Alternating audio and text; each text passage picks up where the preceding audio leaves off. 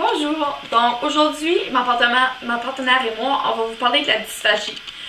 Comme on a déjà travaillé dans un foyer toutes les deux, on trouve que la dysphagie n'est pas prise au sérieux comme qu'elle devrait être chez les personnes âgées.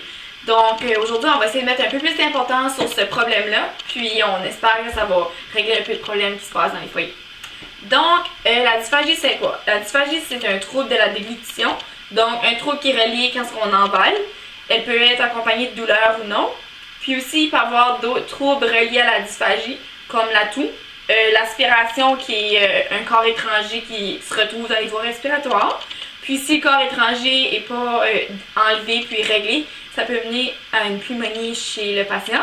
Puis on peut aussi voir le trouble de l'étouffement. Donc, la dysphagie, elle est accompagnée de 4 phases.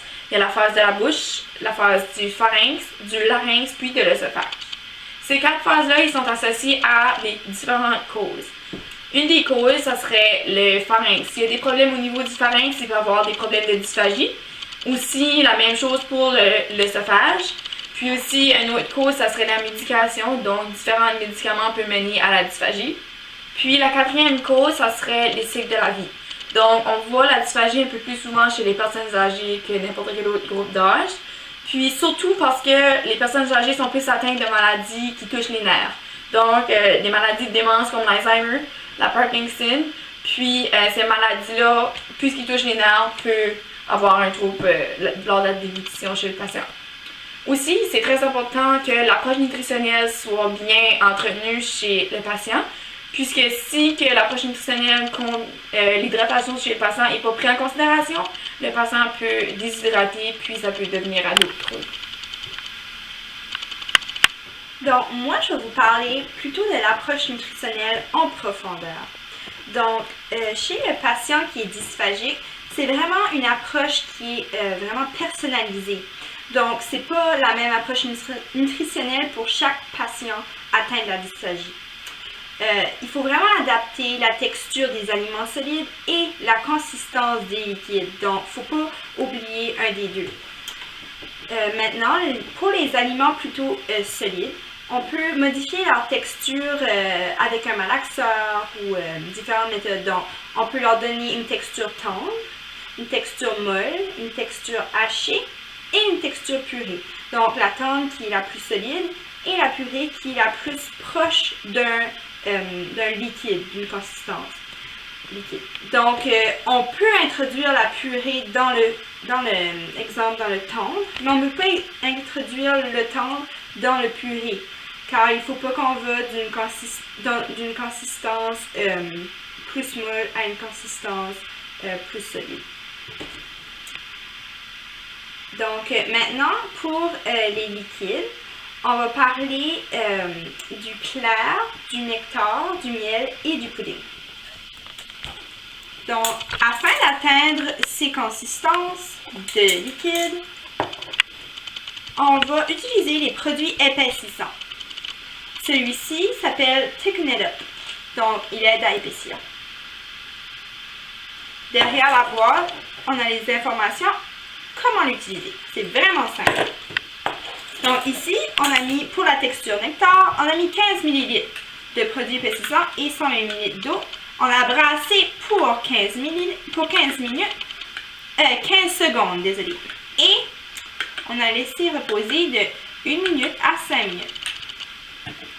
Pour la texture miel, on a mis 20 ml et on a brassé pendant 15 secondes. Et on a laissé encore reposer. Pour le pudding, on va le faire ici pour vous.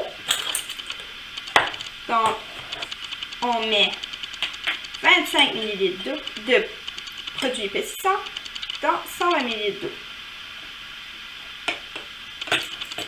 Et c'est vraiment important de ne pas laisser de grumeaux parce que c'est vraiment pas une expérience agréable pour le patient de boire des grumeaux.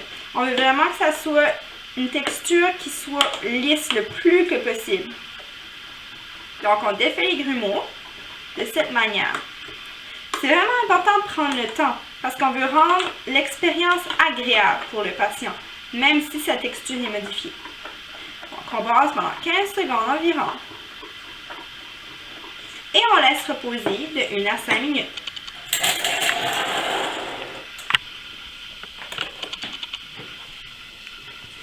C'est vraiment important de changer la consistance de liquide lorsqu'il y a un trouble de la déglutition parce qu'il peut y avoir déshydratation si le patient n'avale pas son eau.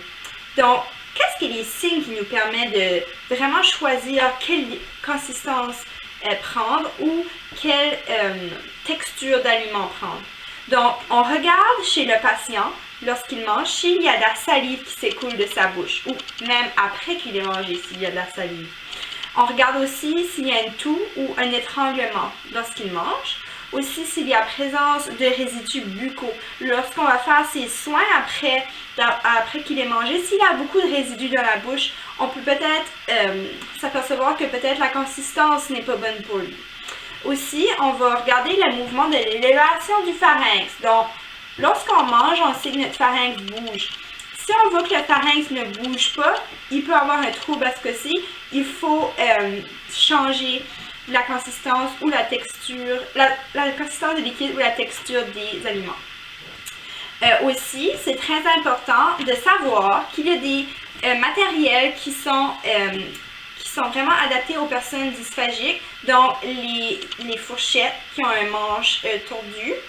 Il y a aussi les verres qui ont un bec. Il y a aussi les assiettes qui sont divisées pour eux. Et il y a plein d'autres produits. Il n'y a qu'à aller voir un spécialiste pour cela ou aller voir sur Internet.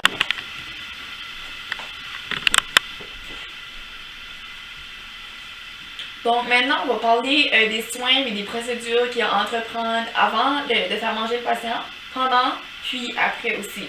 Donc, avant le repas pour le patient, il faut faire sûr que le patient porte ses appareils auditifs, ses appareils correcteurs ou les lunettes, puis, très important, ses prothèses dentaires pour manger. Donc, ma patiente ici, pour les soins buccaux aussi, on va faire les soins buccaux, donc juste passer un coton-tige dans la bouche pour stimuler le flot salivaire, donc ça va lui donner la faim, puis elle va avoir la bouche plus de salive, donc plus facile à envaler. Il y a beaucoup plus de procédures à entreprendre avant le repas. On peut aller voir sur le site de l'OPDQ. Donc, aujourd'hui, on va juste en résumer une couple. Donc, pendant le repas, si que le patient a besoin d'assistance, on se met toujours aux côtés du patient, on se met au niveau de ses yeux ou un peu plus bas, mais jamais plus haut pour que le patient ne lève pas sa tête. Donc, aujourd'hui, le patient, on rapproche la table pour qu'il n'ait pas besoin de se pencher par en avant pour manger. Donc, la position ici est très, très bien. Quand le patient mange, il faut que la position qu'elle entreprend soit le dos droit, aussi la tête soit droit ou penchée un peu par en avant, mais jamais trop penchée par en arrière, parce qu'on veut que la gravité aide à avaler les aliments. Donc, la position ici est très bien. Aussi, les jambes du patient sont d'une bonne position, où ce que l'angle entre sa cuisse et sa jambe soit d'à peu près 90 degrés. Et aussi, il faut que les patients aient les pieds en terre, ou si ils ne peuvent pas atterrir en terre, il faut avoir un tabouret pour que les pieds soient plats sur une surface. Donc, les soins à entreprendre après le repas, ça serait de maintenir le patient dans une position assise comme ça pendant 30 à 60 minutes pour aider la digestion. Puis aussi, on fait encore les soins d'hygiène buccale pour qu'il n'y ait pas de résidus encore dans la bouche du patient.